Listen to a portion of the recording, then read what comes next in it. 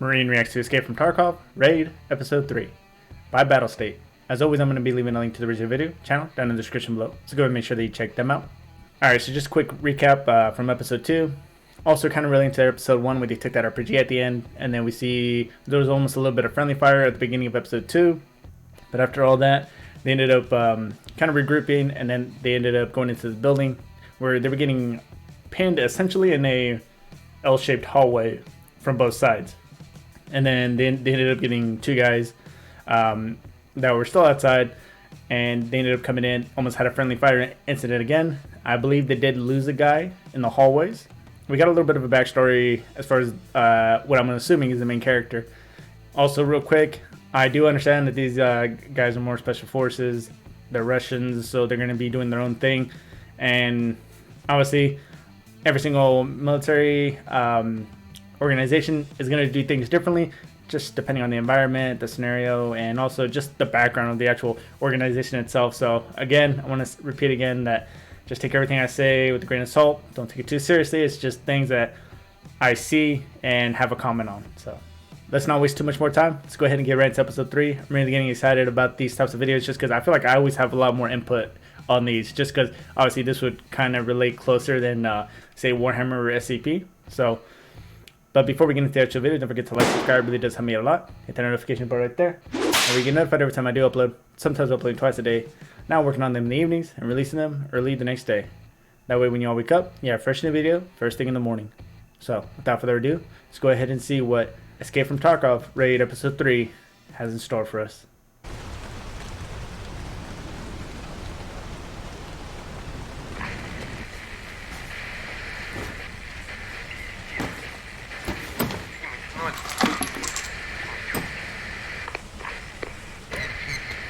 Сокол форту. Вызов не прошел, повторите. Прием.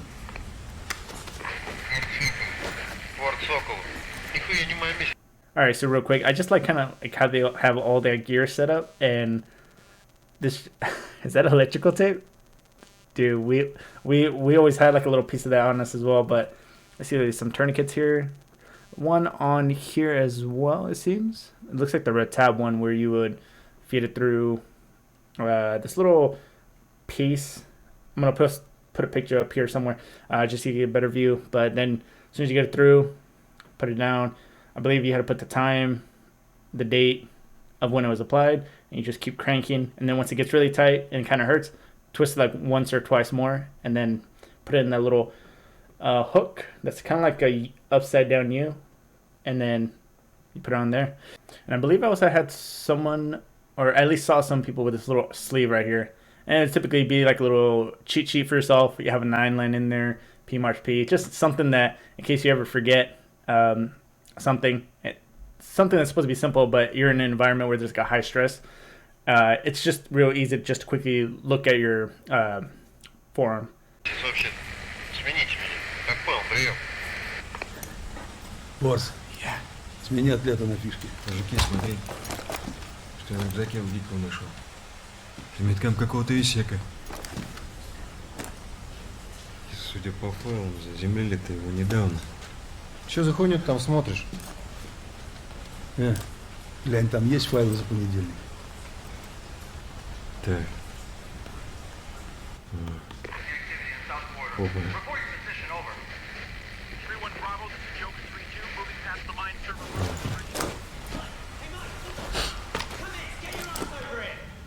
Смотри. Mike, I'll change you. Cover my sector. Michael, are you deaf or what? We need you here. Yeah, I got another job to do. No, you fuck. Freeze! Freeze!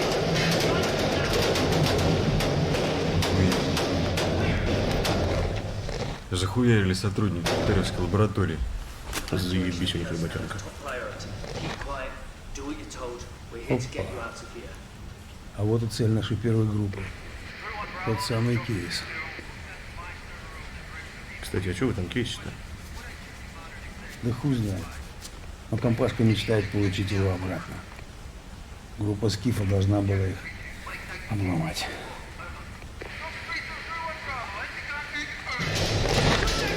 Ну, пошел экшен. Это все бегущий верняк мучит, да? Хуёво ебануло там.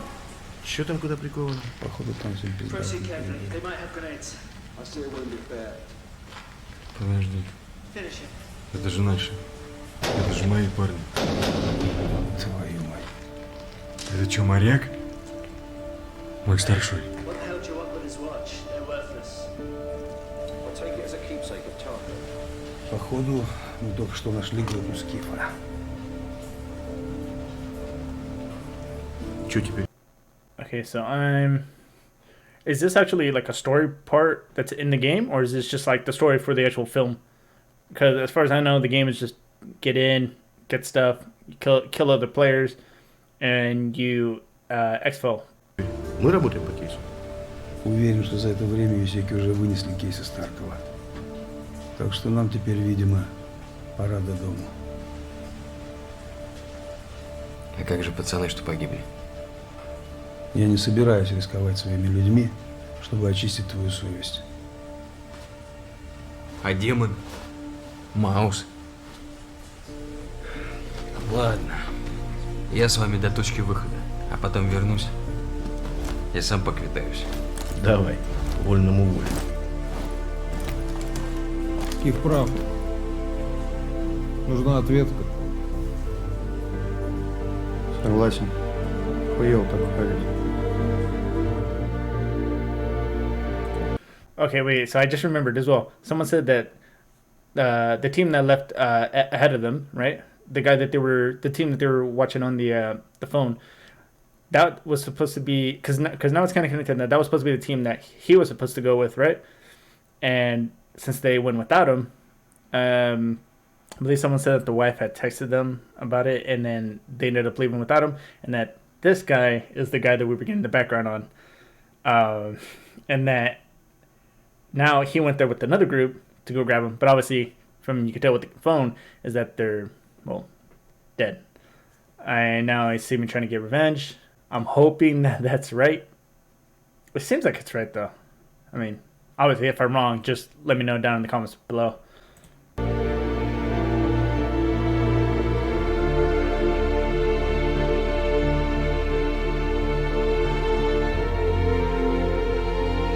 Самое стрёмное место в Таркове. Туда уже давно никто не пытается соваться, потому что юсеки засели там, как у себя дома. В прошлый раз даже наша группа обходила этот район. Тогда нам это подходит.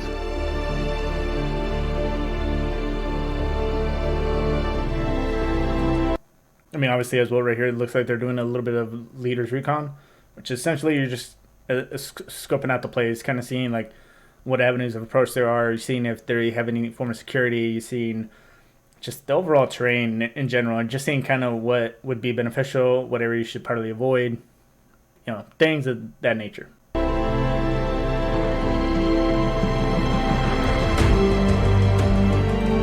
Okay, also another thing, I like the fact that it was only there for about a second or two, but you guys facing both ways, you guys facing outward, hold a little 360 security. So that's awesome. That's cool.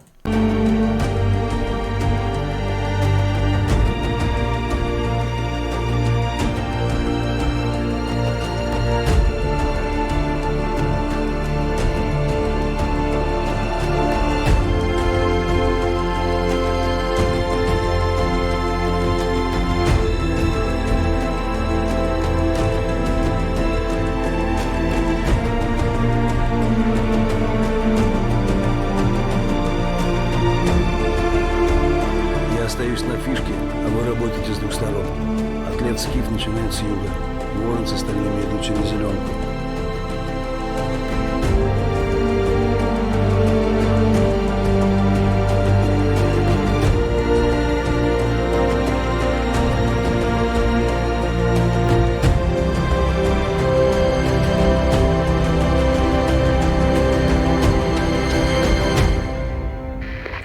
Also, real quick, you all saw there that they did like a little gear check.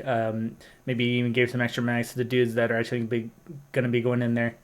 It seemed like one of them was going to be setting up outside with that sniper rifle that they had. So, obviously, that also happens a couple times in training, right? When we're out fucking whatever range we're running, we might give a couple extra mags to the dudes who are continually pushing forward. But then again, it's a bitch and a half to actually get that mag back, because they always say, I give it back to someone else. Then it's like, okay, well, now I'm done another mag, and now I'm going to get yelled at by my squad leader and team leader. Ответ, Скиф, на территории.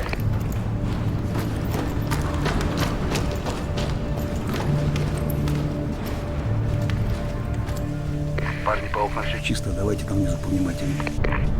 Ответ Ворону. Мы это...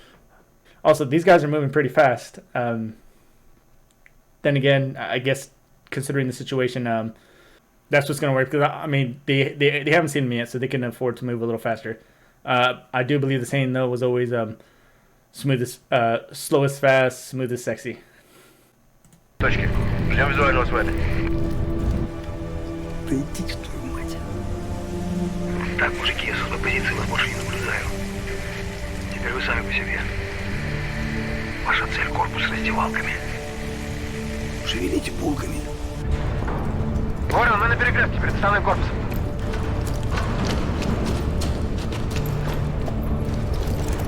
Ответ, наблюдаем вас. Этажи, у нас пока все чисто. Как-то все слишком гладко для такого стрёмного местечка. О, привет.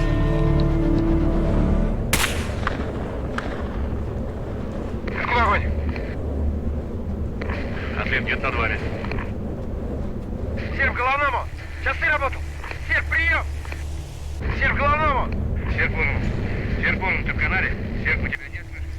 Серп, у тебя нет слышишь? Серп, Ворон. Твою мать, сука! Ответ, иду к вам. Wait, so they just lost their guy, or one of their guys.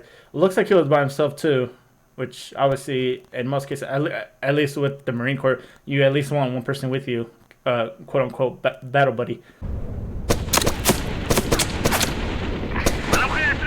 Стрелка не наблюдаю. Сектор перекрыт. Стрелок на 3 минус. Все чисто. Взял! Ворон, ты так на мне. Угол забираем. Перехожу! Идем под окна. Петухи речь. Внимание. Второй этаж. Там наши окна. Походу, у кого-то дневуха. Все готовы. Whose gun is that? Captain Price's. Who's Price? Price is dead, baby. What's wrong with him?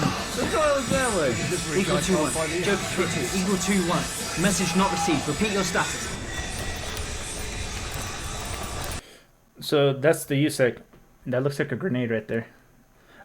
So that's the USEC in the building, which I'm assuming is supposed to be like the Americans. But the fact that they were really shot, and I understand they have loud music playing, but I feel like you'd somewhat be able to hear that. And even the guys that were shooting at them would at least relay that information back, either yelling it, putting it through comms. Obviously, it looked like one guy in there was trying to relay something pretty urgently. So, I don't know. I mean, obviously, by this point, those USIC guys should have been early informed, at least in my opinion, and should already be up getting ready to at least face them. Also, I saw that the way anytime I haven't seen one moment where they've had a muzzle pointed at one of their buddies. Like even here, they're above, so they're not really aiming at him. Even when one was crouching right here and one was standing, he was kind of having his hand kind of around his hip and making sure that his barrel's off to the side and it's not aiming at his buddy. So I haven't seen one person get flagged.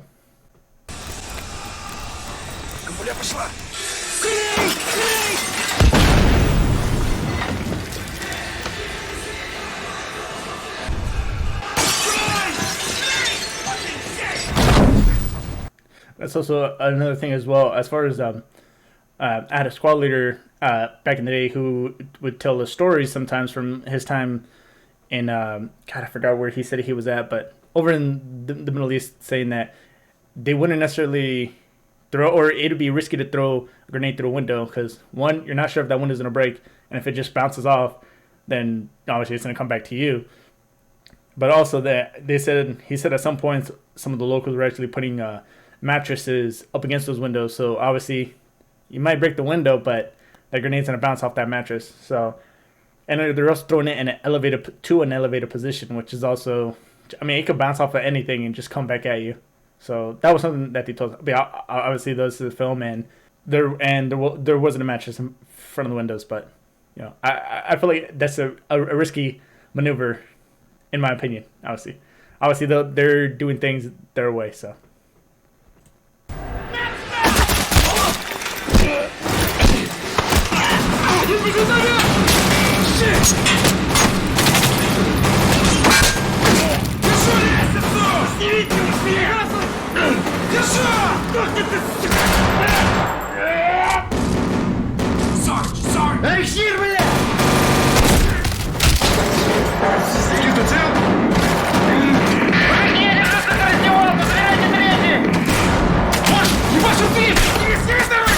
Hell yeah, look at that.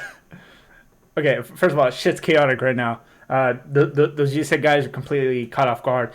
Loud explosions right off the bat. They're kind of not panicking, but they're having to scramble real quick because obviously, they more likely than not, they weren't expecting this to happen. And you see how he's coming up the stairs, right? He's not aiming forward up the stairs. He's immediately turning around because you've got this area right here that someone could just be literally over that railing aiming down at you. And the fact that he just immediately looks up there, very cool.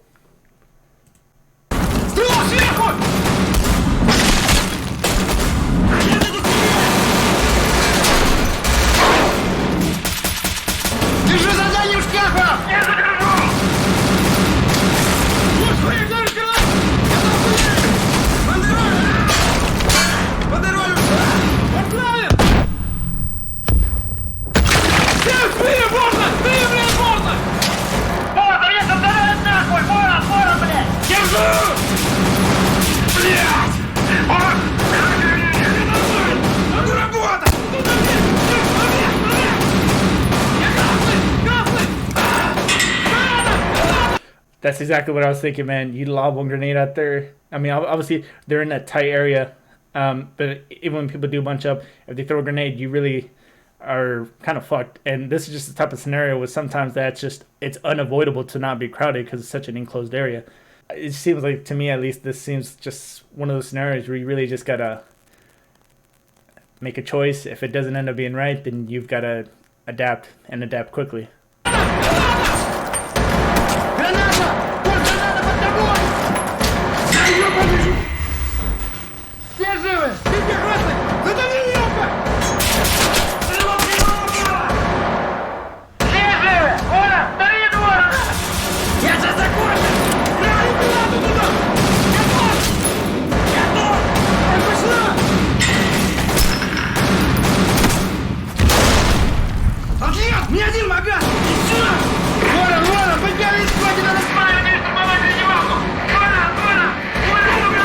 Well, so real quick, when he kicked the grenade down, did he get... I mean, it seems like he accidentally kicked it onto one of his guys. Accidents happen. Also, quick thing, if you guys didn't know, I mean, I'm pretty sure you did, but when you're throwing a frag, say frag out, but when a frag is coming towards you, or maybe someone accidentally dropped it for some whatever reason, but it's in your vicinity, then you say grenade. So, just kind of something that I saw.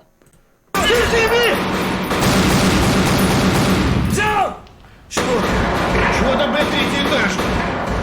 Информалей держим коридор на третьем. Сколько у вас гранат? Я красный, блядь! Информалей, без гранат! Одна осталась! Резко!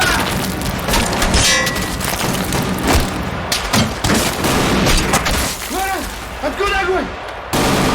Откуда огонь? Откуда огонь? Выстрелы с улицы! Выстрелы с улицы! Блин, тут к тебе!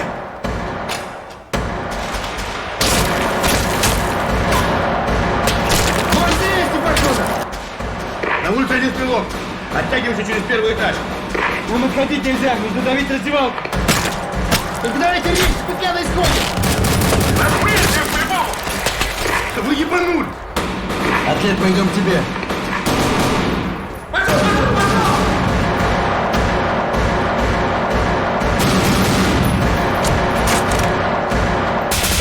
Стив, заберем его заявку. Нижний лестницу на мне. Формалите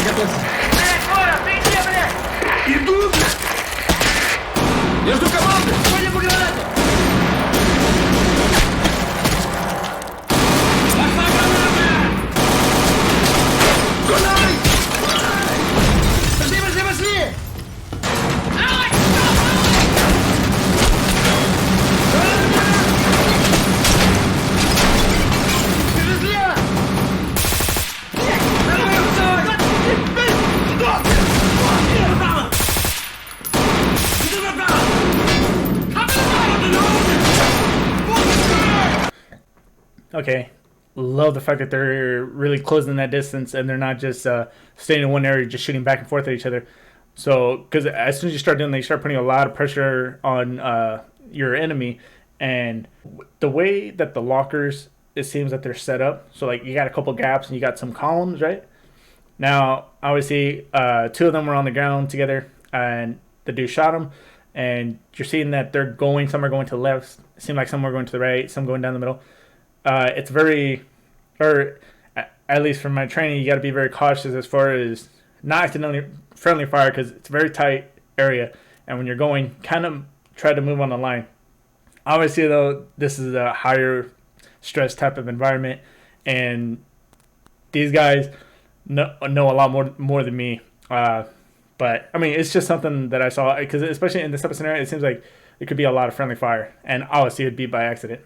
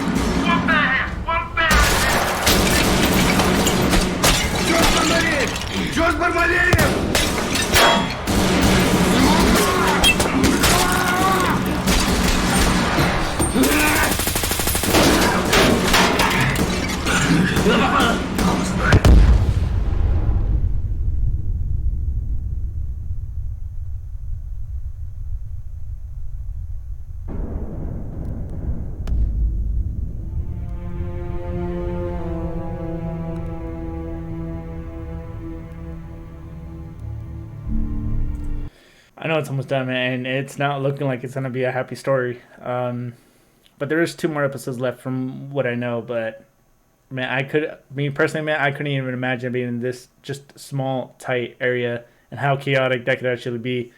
And I mean, for me, it was always focusing more on clearing trenches.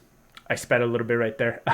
Clearing trenches, a little bit amount for I believe the second half of the actual training cycle, but there hasn't been a tight area in a live fire type setting, because obviously our live fire type setting areas are way more open, and this is just for like safety concerns. And you have this special type of brick that they use as like barriers, and that you can't shoot above a red line that they have marked. Although in some scenarios we, for example, we use what are they called? Fucking blanks with attaching your BFA on the tip of your rifle. And then we also use sim rounds during IIT, I believe it's called, over in Camp Pendleton, which is always really fun because it's essentially paintball.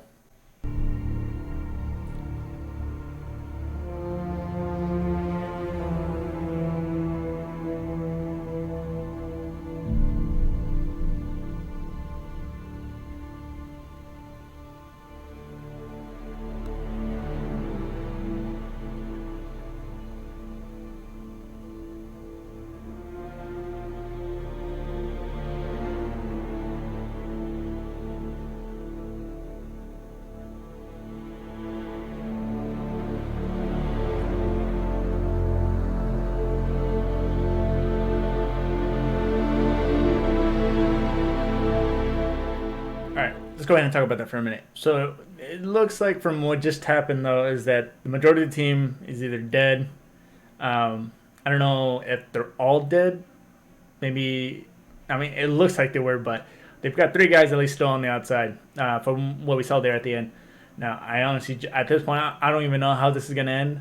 I like the fact, I mean, all the little things that you just see, like the way the gear set up, the electric tape, like the tourniquets, the magazines, and then as far as also saying just the muzzle awareness. At no point, from what I know, is that all 3 episodes, no one has flagged anybody, which is always something that freaked me out, because some people would accidentally like point their muzzle at you, say when they're turning around, and when they have live rounds, it kind of freaks you out a little bit, because maybe they end up flicking it onto off a safe, and then they accidentally pull the trigger. So it's always something that's been a concern of mine. And also, one thing that stood out to me that kind of reminded me of a little drill that we would do, as far as when they threw the frag up into that second story, and everybody, the one guy yelled grenade, and then everyone started reacting, and that's one of our react drills.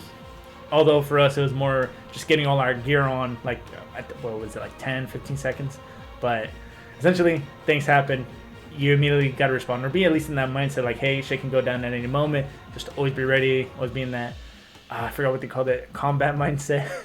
Low call to the victim. Are you ready? Yeah, that's boot camp stuff. But I did find that it was really cool that Boris, right, well, he was the one that had that injury. I believe it was on his wrist or his forearm.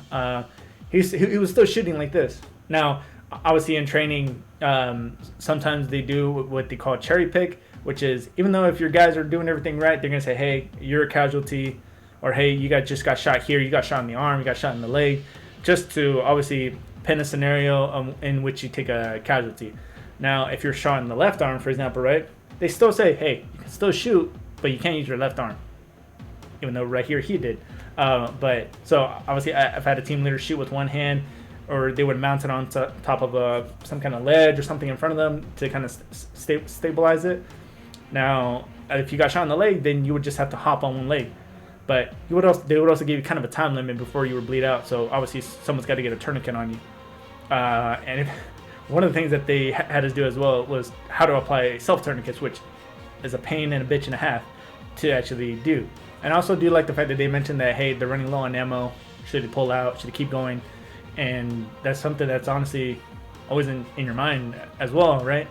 Because especially if you're trying to treat your training as like a real life scenario, or as close as possible to it, if you run out of ammo, then you're kind of fucked. I mean, all you got is a knife on you, if you even have that. Although typically in training, people try to there's quite a few of you out there that would try to get rid of as many rounds as you can. One, just because you wouldn't have to clean your gun as much afterwards, and you wouldn't have to return in any ammo that you actually had. Or, you know, sometimes maybe people sneak some rounds off the range. I mean, I'm not saying anybody did. I'm not saying anybody didn't. But that's going to go ahead and do it for this video. Don't forget to like, subscribe, really does help me a lot. Hit that dislike button if you didn't like it. Curious to see what's coming up next, check the description down below. You're going to see a list of about 5 videos. Top to bottom is going to be how I view them. But until then, I'll see you all in the next video. Bye.